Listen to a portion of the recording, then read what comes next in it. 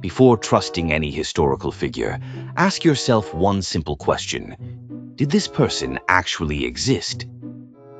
Introducing the Pizzaverse Historical Background Check Agency. For centuries, historians have accepted people based on dangerously low standards.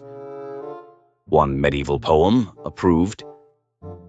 A story written 400 years after the guy supposedly died? Good enough. 3 contradictory legends and a suspicious painting? Congratulations, you're in the textbook. Not anymore.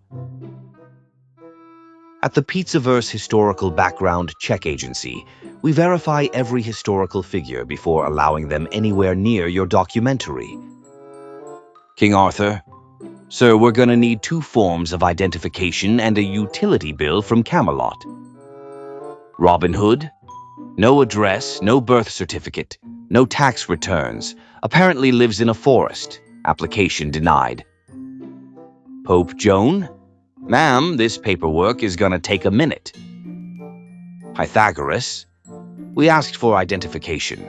He handed us a triangle. Marco Polo?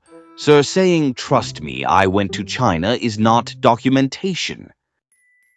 And Betty Crocker? Ma'am, you're a painting. So before accepting another legendary king, mysterious philosopher, wandering saint, or suspiciously marketable folk hero, call the Pizzaverse Historical Background Check Agency. Our motto: if history can't produce the receipts, we're checking the damn filing cabinet. The Pizzaverse Historical Background Check Agency. Because apparently, some guy wrote it down in 1247 is not a background check.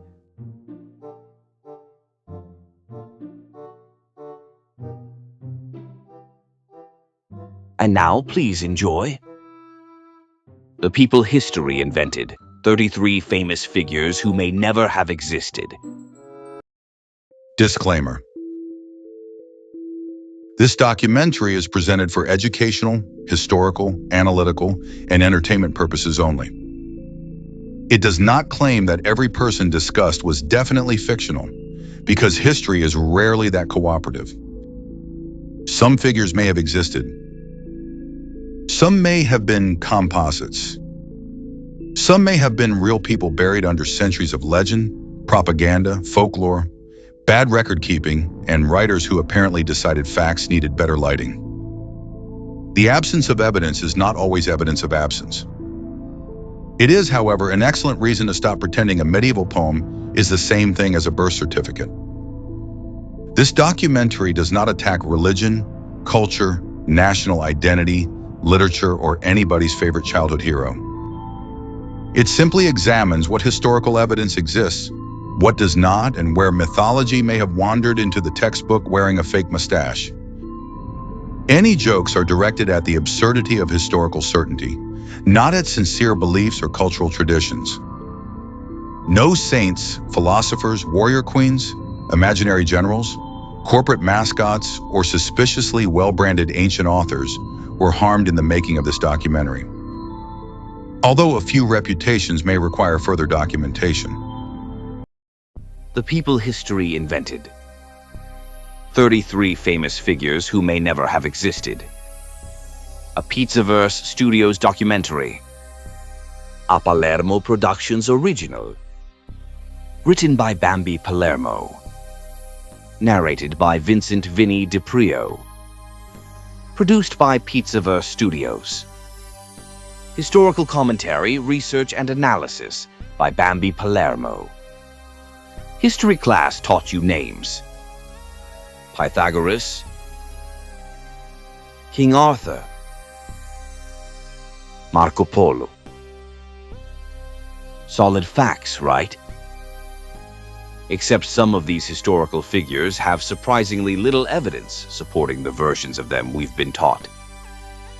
We're talking philosophers who may have become legendary figureheads, saints whose feast days were removed from the general Roman calendar, national heroes assembled from folklore, and corporate mascots people genuinely thought were real. These are 33 famous people, characters, and legendary figures who may never have existed at all, or whose familiar stories are far more fictional than history class suggested. Betty Crocker. Betty Crocker is arguably the most successful imaginary woman in American history. For decades, people wrote her heartfelt fan letters. Some men actually sent her marriage proposals. Women asked for her cooking advice like she was a trusted friend. The thing is, Betty Crocker was never a real woman. She was created in 1921 by the Washburn-Crosby Company, which later became part of General Mills. The company needed a friendly female name to sign responses to customer questions. The surname Crocker came from recently retired company executive William G. Crocker, while Betty was selected because it sounded friendly and approachable. Female employees submitted sample signatures, and one was chosen as Betty Crocker's official signature. Eventually, Betty got a face too. Her portrait has been redesigned multiple times over the decades to keep her appearance contemporary. People genuinely formed an emotional bond with the corporate character. And frankly, that might be one of the most American things ever invented. Pythagoras. Pythagoras,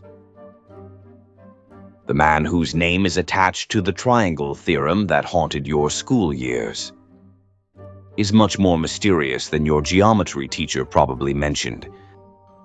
Pythagoras is traditionally said to have founded a religious and philosophical community in ancient Greece that studied mathematics, believed in reincarnation, followed strict rules, and apparently had some very complicated opinions about beans. Seriously. Ancient accounts associate the Pythagoreans with avoiding beans, although historians still argue over exactly why. The bigger problem is that Pythagoras himself left behind no surviving writings.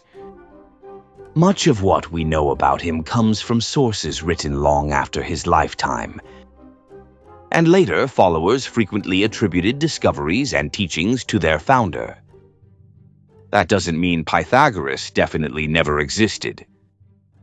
Most scholars accept that some historical Pythagoras probably did. But separating the historical man from the legendary Pythagoras is extremely difficult. And the mathematical relationship associated with the Pythagorean theorem was understood in other civilizations long before Pythagoras.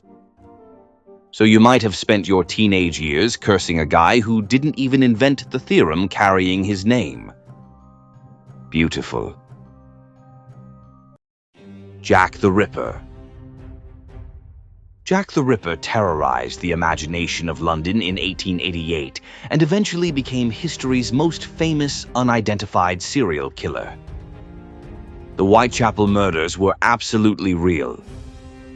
At least 5 murders are traditionally grouped together as the canonical Ripper killings.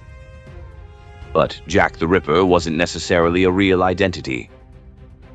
The name became famous after the so-called Dear Boss letter was sent to the Central News Agency. Its authenticity has never been established, and it has long been suspected that the letter may have been a hoax, possibly created by someone interested in generating publicity. Victorian newspapers were engaged in ferocious circulation wars, and nothing sold papers quite like a mysterious murderer with a memorable nickname. That doesn't mean there wasn't a killer. It means the character we imagine as Jack the Ripper was partly constructed by newspapers, letters, rumor, popular culture, and more than a century of speculation. The killer was real. Jack the Ripper became a brand. Victorian true crime clickbait had officially arrived. Mulan. Mulan is one of the world's most beloved warrior heroines. But whether she was ever a real person is unknown. Her earliest surviving story comes from the Ballad of Mulan, generally associated with China's Northern Dynasties period. It's a remarkable story about a young woman who takes her father's place in military service by disguising herself as a man. But it isn't a biography. No reliable contemporary historical record identifies a specific woman who can conclusively be called the historical Mulan. That doesn't prove there was never a woman whose life inspired the story. Oral traditions have a habit of preserving memories long after paperwork disappears. But historians haven't found evidence establishing Mulan as a documented historical individual. She's better understood as a legendary folk heroine whose story became increasingly elaborate through centuries of retelling. And frankly, the original story doesn't need to be historically literal to be fantastic. Wanting something to be true and proving it happened are two very different things. George P. Burdell. George P. Burdell is possibly the most accomplished fictional person in American higher education. In 1927, Georgia Tech student William Edgar Ed Smith received 2 enrollment forms. Instead of returning the extra one, Smith used it to enroll a fictional student named George P. Burdell. Then things got completely out of hand. Smith enrolled Burdell in courses, completed assignments for him, and kept the joke going until Burdell supposedly earned a degree. Over the decades, Georgia Tech students expanded the legend. Burdell's fictional resume accumulated military service, professional accomplishments, memberships, and appearances in places where no imaginary college graduate had any business appearing. In 2001, supporters even pushed George P. Burdell in Time magazine's online Person of the Year voting. Georgia Tech has embraced Burdell as one of its great campus traditions. George started as paperwork fraud performed for comedy and somehow developed a resume better than half of LinkedIn. King Arthur. King Arthur is the ultimate British legend. Camelot, the Round Table, Excalibur, Merlin, Lancelot. The whole franchise. But whether there was ever one historical King Arthur remains deeply uncertain. The earliest traditions associated with Arthur developed in Welsh literature and later medieval histories, none of which provide straightforward contemporary documentation of the familiar king. Some historians have wondered whether the legend preserved memories of one or more Romano-British military leaders who fought invading Saxons. Others think Arthur may be primarily legendary, and almost everything modern audiences associate with him was layered onto the story over centuries. Lancelot became prominent through French romance. The Round Table entered the tradition later. The Grail mythology evolved separately before becoming tangled into Arthurian literature. Arthur isn't one story. He's basically a medieval cinematic universe written by generations of people who never had to worry about continuity. The historical Arthur might have been one warrior, several warriors, or nobody at all. Saint Christopher. Saint Christopher is traditionally regarded as the patron saint of travelers. You've probably seen his medal hanging from somebody's rearview mirror. His most famous legend describes a powerful man carrying travelers across a dangerous river, until one day he carries a mysterious child who becomes impossibly heavy. The child reveals himself as Christ. It's a beautiful legend. Historically, however, Christopher is extremely difficult to verify. Later artistic traditions even produced bizarre, dog-headed depictions associated with confused translations and older traditions surrounding cynocephalic peoples. In 1969, during revisions to the general Roman calendar, St. Christopher's feast was removed from the universal calendar. Important distinction: the Catholic Church did not officially announce that St. Christopher was fake. His local veneration remained permitted. The problem was the historical uncertainty surrounding his traditional biography. So millions of travelers continue carrying St. Christopher medals, even though historians cannot confidently reconstruct who Christopher actually was. Faith and historical documentation aren't always riding in the same car. Sun Tzu. Sun Tzu is the legendary author associated with the art of war, the ancient military treatise quoted by generals, politicians, football coaches, CEOs, and that one guy at work who thinks reorganizing the break room is the Battle of Red Cliffs. Traditional accounts identify Sun Tzu as a military strategist associated with the state of Wu. But historians have long debated when the text was composed and how much can reliably be attributed to one historical individual. Some scholars believe there was a historical Sun Tzu. Others have suggested that the art of war developed through a longer military tradition and may contain material compiled or edited across generations. So when somebody quotes Sun Tzu during a quarterly sales meeting, they may be quoting centuries of accumulated Chinese strategic thought rather than one mysterious military genius. Either way, please calm down, Kevin. We're selling office furniture. Tokyo Rose. Tokyo Rose was supposedly the seductive female voice broadcasting Japanese propaganda to American troops during World War II. Except Tokyo Rose wasn't one woman. The nickname was created by Allied servicemen and applied broadly to several English-speaking female broadcasters heard on Japanese radio. After the war, one woman became permanently associated with the name, Eva Toguri Dakino, an American citizen who had been stranded in Japan. She was prosecuted for treason and convicted in 1949. Years later, serious questions emerged about testimony used against her, including claims that witnesses had been pressured.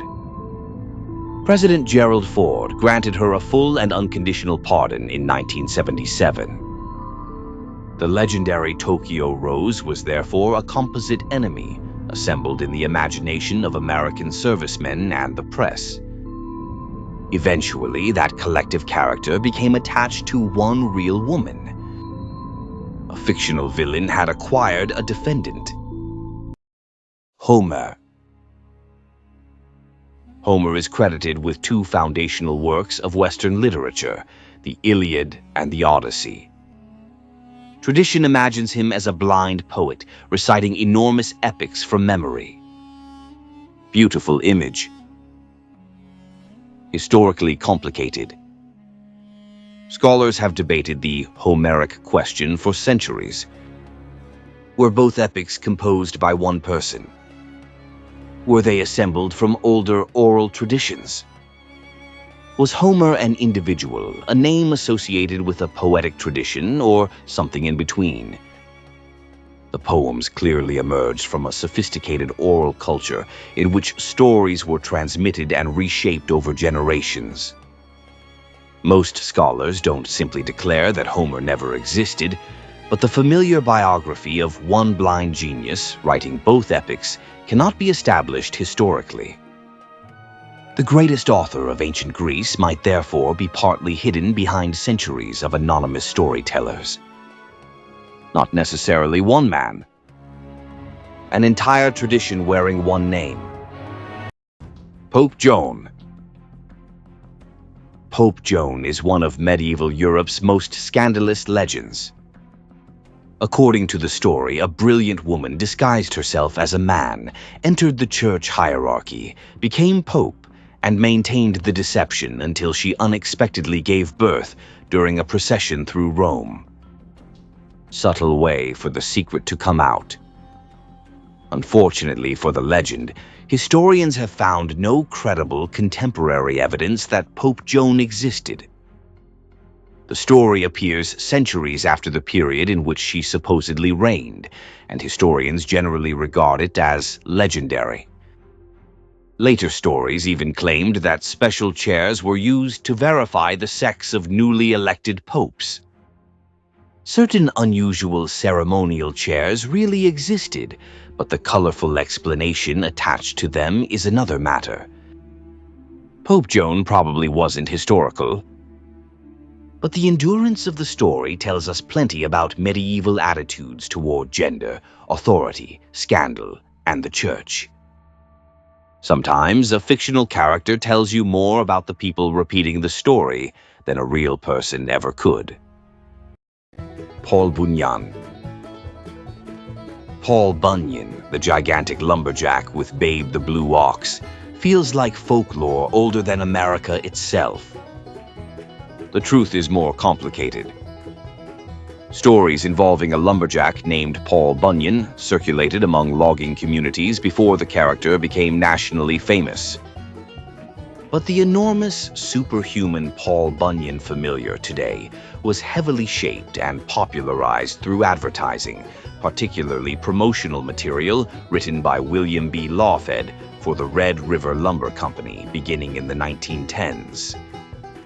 Lafayette expanded the character dramatically and helped popularize Babe the Blue Ox. So Paul Bunyan wasn't simply invented from nothing by one advertising writer. But advertising transformed a relatively obscure folk character into the gigantic national icon we recognize today. America took a lumberjack story, handed it to marketing, and marketing said, "Needs a giant blue cow." And somehow they were right. William Shakespeare. William Shakespeare was real. Let's get that out of the way immediately. There is substantial documentary evidence for William Shakespeare of Stratford-upon-Avon. The controversy is over whether he wrote the works attributed to him. For generations, anti-Stratfordian theories have proposed alternative authors, including Francis Bacon, Christopher Marlowe, and Edward de Vere, the Earl of Oxford. Supporters argue that Shakespeare's background seems inconsistent with the play's extraordinary range of knowledge. Mainstream Shakespeare scholars overwhelmingly reject these theories. Historical evidence connects Shakespeare with the theatrical world. Fellow writers recognized him, his name appeared on published works, and the alternative theories create problems of their own. So Shakespeare doesn't belong on a list of people who probably never existed. He absolutely existed. The real debate, however fringe it may be academically, concerns authorship. Apparently, being history's greatest playwright wasn't enough. We needed a 400-year conspiracy theory, too. Ned Ludd. Ned Ludd supposedly became the symbolic leader of the Luddites, English workers who attacked machinery during the Industrial Revolution. Letters and proclamations were signed with names such as Ned Ludd, King Ludd, or General Ludd. But General Ludd wasn't sitting inside some secret headquarters planning attacks. He was a legendary figurehead. Stories claimed the name came from a young worker who smashed machinery years earlier, but even the origins of that story are uncertain. By turning Ludd into an imaginary commander, workers created a leader authorities couldn't arrest. That's actually brilliant. The government could hunt General Ludd all day. General Ludd couldn't be interrogated because General Ludd didn't exist. Checkmate. Ragnar Lothbrok. Ragnar Lothbrok is one of the most famous Vikings in popular culture. Warrior, raider, legendary father, snake pit enthusiast. But the historical Ragnar is extremely difficult to identify. Medieval sagas and chronicles attribute adventures to Ragnar that may preserve memories of several different Viking leaders. Some episodes resemble documented events involving historical raiders, including the Viking attack on Paris in 845. But connecting all those events to one man named Ragnar Lothbrok is difficult. His supposed sons, including Ivar the Boneless and Björn Ironside, are better attested in historical traditions, although their exact relationships and biographies remain complicated. Ragnar may therefore represent a composite legendary figure whose biography absorbed exploits associated with several Viking warriors. Basically, medieval Scandinavia created the ultimate Viking and gave him everybody else's best stories. Nicholas Bourbaki. Nicholas Bourbaki was one of the most influential mathematicians of the 20th century.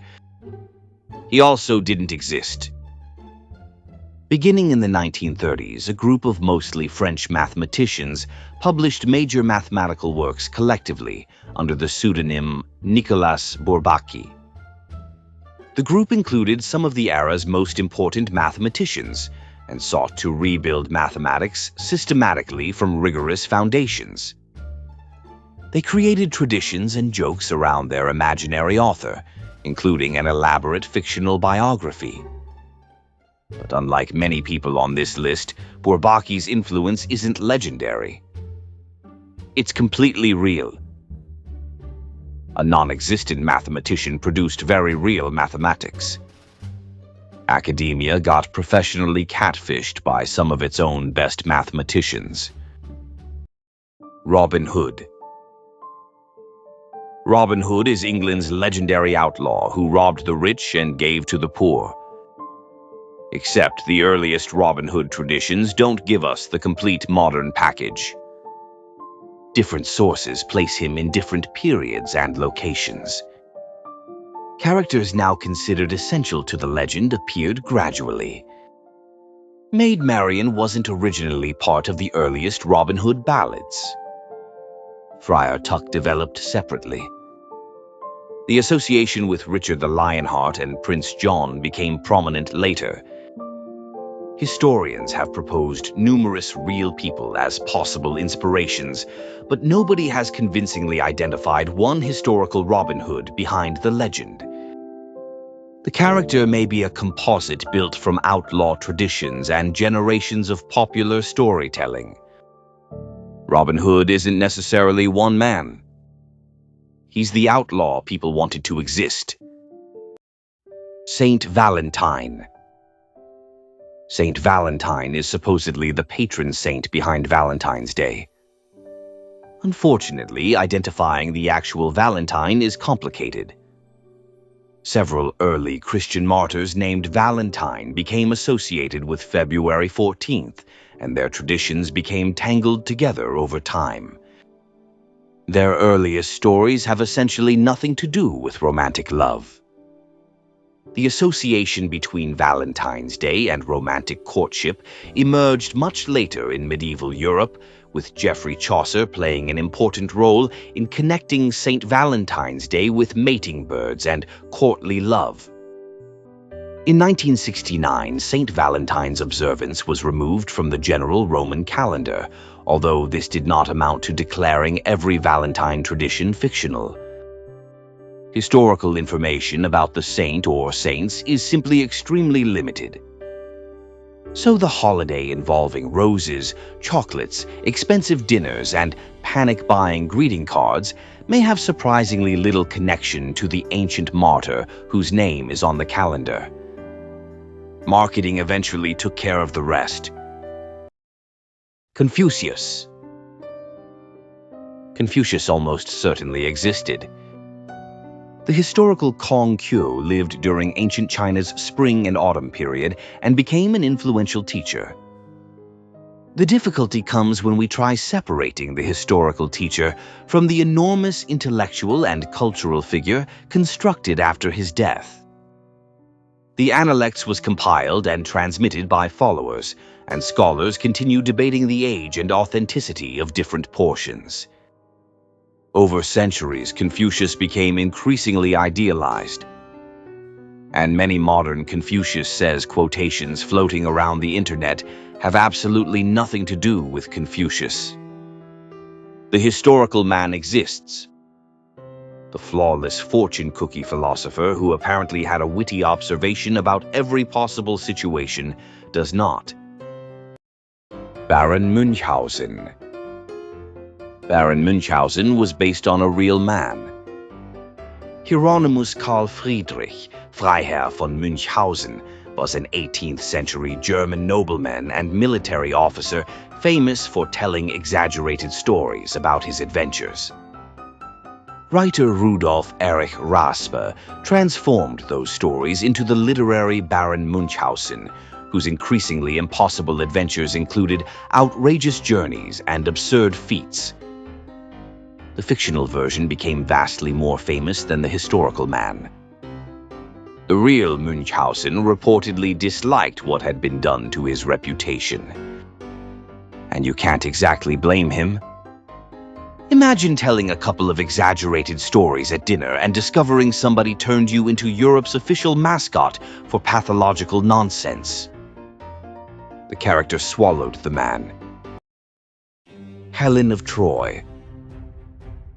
Helen of Troy had the face that launched 1,000 ships.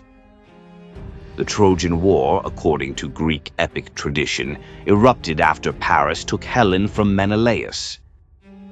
Archaeology strongly supports the existence of an important settlement at Troy, and the city experienced destruction during the Bronze Age. Whether any particular destruction corresponds to Homer's Trojan War remains debated.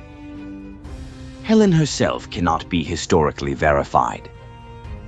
She belongs to Greek myth and epic tradition, and there is no contemporary evidence establishing her as a historical queen whose abduction launched a massive Greek expedition. A conflict involving Troy, if historical memories lie behind the epics, could have involved politics, territory, trade, resources, alliances, or regional warfare.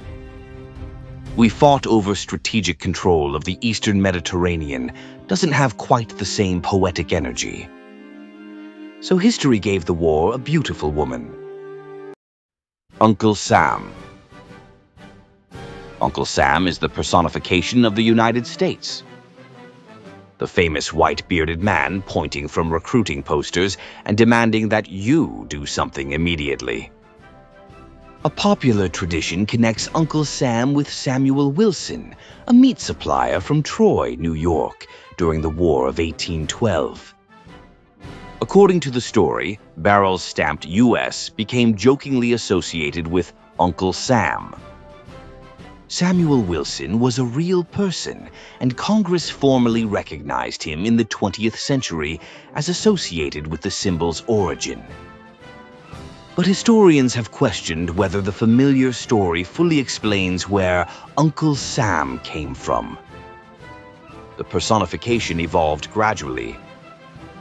The iconic visual appearance developed much later, culminating in James Montgomery Flagg's famous World War I recruiting poster. Flagg reportedly used his own face as inspiration for Uncle Sam. So Uncle Sam wasn't one guy. He was an evolving national character assembled through folklore, politics, cartoons, advertising, and wartime propaganda. Basically, America's longest-running government mascot. Euclid. Euclid is called the father of geometry. His Elements became one of the most influential mathematical works ever written. And yet we know astonishingly little about the man himself. Virtually no reliable biographical information survives. Later anecdotes were recorded long after the period in which Euclid supposedly lived. That uncertainty has encouraged speculation that Euclid might represent a mathematical school or collaborative tradition rather than one individual. However, the standard historical view still treats Euclid as a real mathematician who worked in Alexandria around 300 BC. So saying Euclid probably never existed goes too far. The accurate version is stranger in its own way. One of history's most influential teachers may have transformed civilization while leaving almost no personal footprint behind. Geometry remembers his name. History forgot practically everything else. Prester John. Prester John was supposedly a powerful Christian ruler governing an enormous kingdom somewhere beyond Europe's known world. During the Middle Ages, Europeans became fascinated by reports that this mysterious Christian monarch might become an ally against Muslim powers. A famous 12th century document known as the Letter of Prester John described an extraordinary kingdom filled with wealth and wonders. It wasn't authentic. Nevertheless, European rulers, missionaries, diplomats, and explorers spent generations trying to locate the mysterious kingdom. Depending on the century, people looked for Prester John in Asia, Central Asia, India, and eventually Ethiopia. Nobody found his kingdom because the legendary Prester John almost certainly never existed. Yet belief in him influenced European geographical imagination, diplomacy, exploration, and encounters with distant cultures. A fictional king managed to affect real geopolitics. That's impressive work for somebody who never had to leave the palace because there wasn't a palace. Ossian. Ossian was supposedly an ancient Gaelic bard whose epic poetry was translated and published by Scottish writer James Macpherson beginning in the 1760s. Europe went wild for it. Napoleon admired Ossian. Goethe was influenced by Ossianic poetry. Thomas Jefferson praised the works. There was one enormous problem. Macpherson's claim that these works represented straightforward translations of authentic ancient epics became deeply controversial. He appears to have drawn on genuine Gaelic oral traditions and existing material, but also substantially reshaped, combined, and composed material himself. So saying he simply invented every word is too strong. But the ancient poet Ossian presented to Europe was certainly not what enthusiastic 18th century readers believed they were receiving.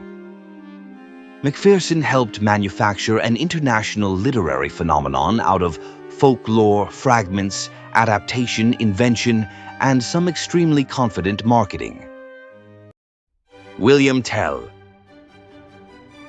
William Tell is Switzerland's legendary crossbowman. According to the story, Austrian official Albrecht Gessler forced Tell to shoot an apple from his son's head. Tell succeeded and eventually became a symbol of resistance against tyranny. Unfortunately, historians have found no contemporary evidence confirming Tell's existence. Versions of the remarkable marksman story appear elsewhere in European folklore, including earlier Scandinavian traditions. The Swiss Tell story itself appears in sources written long after the period in which he supposedly lived. That strongly suggests we're dealing with legendary material rather than straightforward biography. But historical or not, William Tell became enormously important to Swiss national identity. Sometimes countries don't merely inherit heroes. They manufacture them from stories. Laozi. Laozi is traditionally regarded as the author of the Tao Te Ching and a foundational figure in Taoist philosophy. His name can be understood as Old Master. Already we're entering suspiciously perfect legendary founder territory. Traditional accounts place him around the time of Confucius and even describe encounters between the two sages. But these stories were recorded much later. Scholars disagree over whether Laozi represents a historical individual whose biography became heavily mythologized, a composite figure or a legendary attribution attached to a text that developed over time. The Tao Te Ching itself appears to have a complicated textual history. So Taoism's legendary Old Master may genuinely be an Old Master, several Old Masters, or simply the name attached to accumulated wisdom, which frankly feels appropriately Taoist. John Henry. John Henry is the legendary steel-driving man who supposedly raced a steam drill and won, only to collapse and die afterward. His story became one of America's most powerful folk legends about labor, technology, dignity, and industrialization. Researchers have spent decades trying to identify the historical John Henry. Several candidates and locations have been proposed, particularly railroad tunnel projects involving predominantly black convict or hired labor. But no candidate has been conclusively established as the man behind the legend. That doesn't mean John Henry was invented from nothing. The song may preserve the memory of a real worker or event that became transformed through oral tradition. But the John Henry we know is bigger than biography. He represents every worker who watched a machine arrive and wondered whether human labor had just become obsolete. Lycurgus. Lycurgus was the legendary lawgiver of Sparta. Ancient tradition credited him with creating many of the institutions that supposedly defined Spartan society. The agoge, the communal messes, political institutions, the disciplined social order. There is one small historical inconvenience. Even ancient writers couldn't agree on when Lycurgus lived or exactly what he did. Modern historians are therefore deeply cautious about treating the traditional biography as straightforward history. Spartan institutions probably developed gradually rather than being invented in one magnificent legislative afternoon by one man. Lycurgus may have been historical, legendary, or a heavily mythologized founder onto whom generations of social institutions were projected. And politically, that's useful. This law, developed through complicated historical circumstances, invites debate. Lycurgus gave us this law because the gods basically told him to, tends to end the committee meeting. Aesop. Aesop is traditionally credited with the famous collection of moral stories known as Aesop's Fables. The tortoise and the hare, the boy who cried wolf, the fox and the grapes. Ancient tradition describes Aesop as a slave and storyteller who supposedly lived around the 6th century BC. But reliable historical information about him is extremely limited. Later biographies became increasingly fantastic and contradictory. Meanwhile, the collection attributed to Aesop contains stories from different periods and traditions. Aesop therefore became less the identifiable author of every fable and more the legendary name under which generations of animal stories and moral tales accumulated. Maybe there was a historical storyteller behind the tradition. Maybe there wasn't. Either way, the man associated with some of history's greatest fables may himself be partly a fable. That's almost too perfect. The Queen of Sheba. The Queen of Sheba appears in biblical tradition, the Quran, and later Ethiopian traditions. She is portrayed as a wealthy ruler who visits King Solomon, bringing gifts and testing his famous wisdom. Later traditions expanded her story enormously. Ethiopian royal tradition identified her as Makeda and connected her with the origins of the Solomonic dynasty. Historians have long connected Sheba with the ancient kingdom of Saba in southern Arabia, centered in what is now Yemen. Saba was absolutely real. The problem is that no surviving contemporary evidence conclusively identifies the specific queen described in the later traditions. That doesn't prove she never existed. It means the historical woman, if there was one, remains beyond our current evidence. The Queen of Sheba therefore sits in that maddening territory between history, literature, scripture, and legend. Famous enough to survive thousands of years. Elusive enough to leave historians arguing over whether she was ever there. Romulus. Romulus is the legendary founder of Rome. According to Roman tradition, Romulus and his twin brother Remus were abandoned as infants, rescued and suckled by a she-wolf, grew to adulthood, quarreled over the founding of a city, and then things went extremely Roman. Romulus killed Remus. Rome was born. Archaeology tells a considerably more complicated story. The settlement that became Rome developed gradually from communities already living around the hills near the Tiber.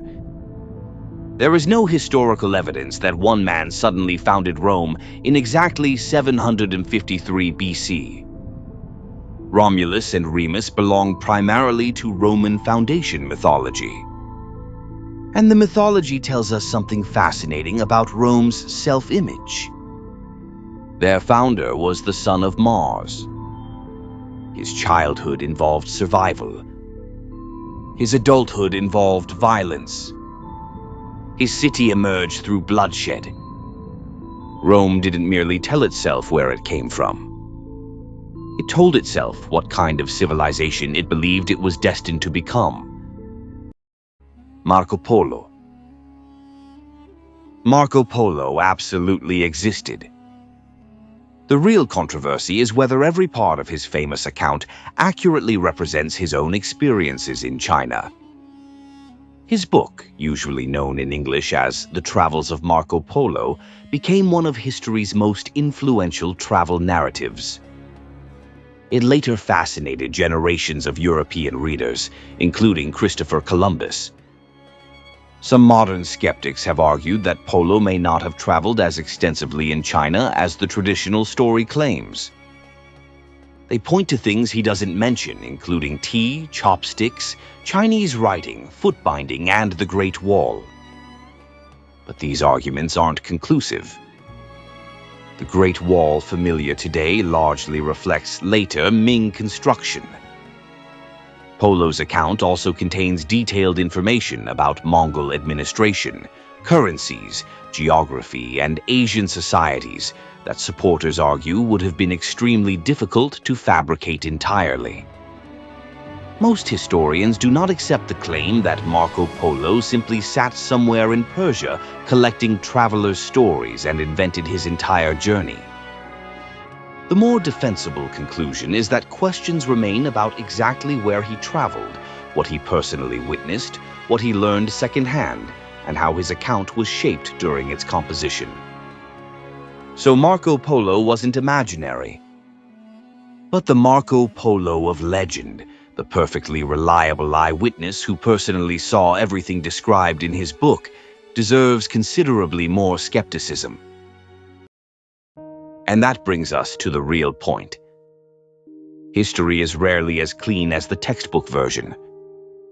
Some people on this list were completely fictional. Some were legendary composites.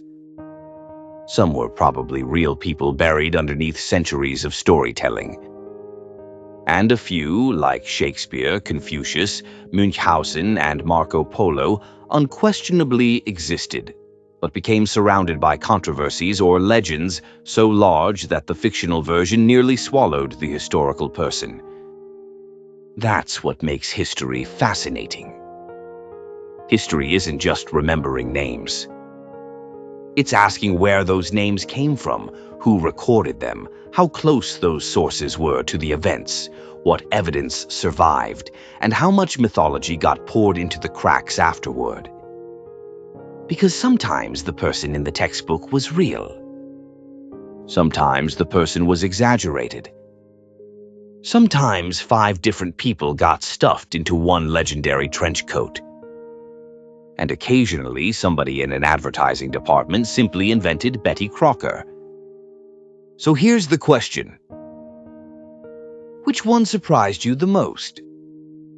And which famous historical or legendary figure do you suspect deserves a much closer examination? I want names.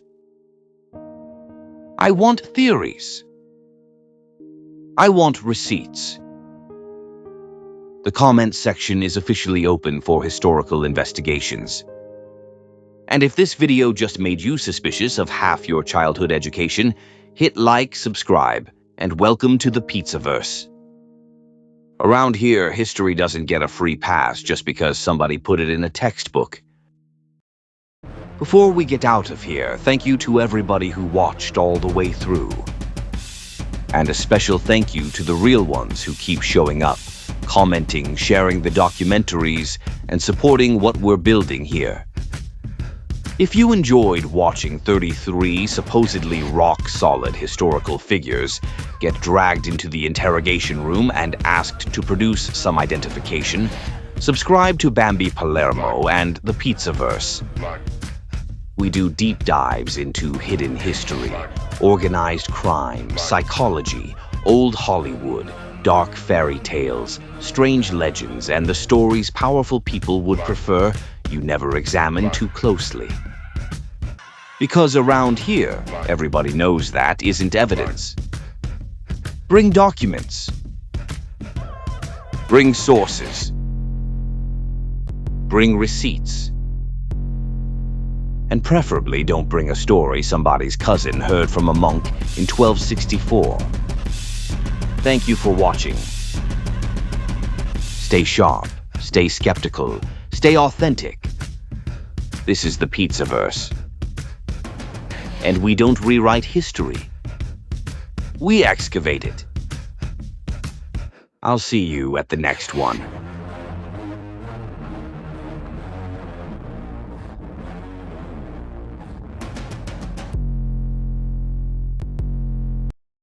Does modern life got you emotionally exhausted? Do you stare at your phone at 2 in the morning wondering when everybody became completely insane? Are you one bad live stream away from buying a cabin in the woods and disappearing forever? Then you may be suffering from digital civilian syndrome. Symptoms include doom scrolling, arguing with strangers named Tony Soprano Fan 47, emotional damage from comment sections, and believing every guy with a podcast microphone is suddenly a life coach. But now there's hope.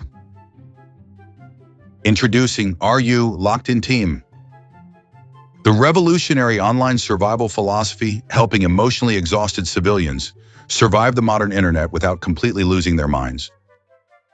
With Are You Locked In TM? You'll learn advanced techniques like ignoring bait, surviving live stream drama, staying disciplined while everybody else crashes out publicly for attention, and recognizing when somebody's entire personality was built inside a Facebook comment section. Before Are You Locked In? Many people suffered from severe internet instability. They argued online for 14 consecutive hours, typed paragraphs nobody read, and took advice from people filming motivational videos inside leased BMWs. Tragic. But now, thanks to Are You Locked In?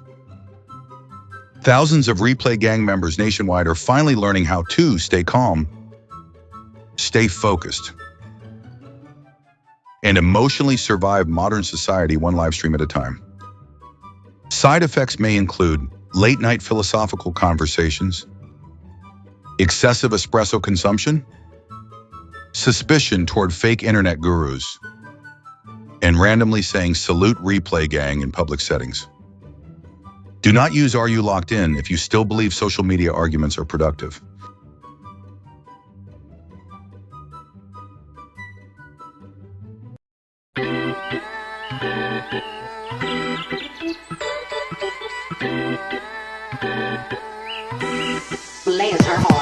How'd that cross necklace get over your horns? You know the saying, I bet you be sweating like a whore in church. Spending too much time, try to hide behind the Bible. Get in front of it, find out that Jesus was a foreigner. Virgin Mary, you would've deported her. Not before your husband found out she was a minor, he'd have ordered her. Him and his buddies would've recorded her, transported her, extorted her, and then sent her to the coroner. You don't get to pray for me. You won't, that's your heart out of this one. I know that your hate runs deep. God is probably tired of getting name dropped by fake Christians. You don't get to pray for me. You won't, that's your heart out of this one. I know that your hate runs deep. God is probably tired of getting name dropped by fake Christians. I'm pretty sure that God's annoyed of racists bringing him up. Sick of you chumps showing up to take a sip of the cup. You called the Aztec savages, but the cup, isn't it blood? Isn't the stuff symbolic? Oh, it's different, huh? Introduction to blood sacrifice. He died so you can commit your crimes. Here's the hoping he come back to life.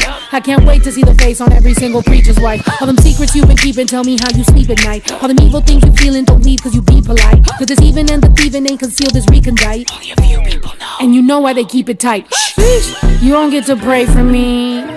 You won't, that's your heart out of this one. I know that your hate runs deep. God is probably tired of getting name dropped by fake Christians. You don't get to pray for me. You won't, that's your heart out of this one.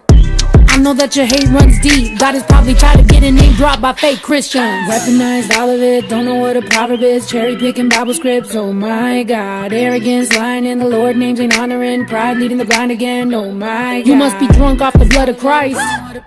Or maybe you just back hitting the hooch again. Or back to cosplaying a hooligan. The grip, the cross, to get the dollars like what? Now you forgot where you and your hoochie been? You don't get to pray for me. You won't, that's your heart out of this one. I know that your hate runs deep. God is probably tired of getting name dropped by fake Christians. You don't get to pray for me. You won't, that's your heart out of this one. I know that your hate runs deep. God is probably tired of getting name dropped by fake Christians.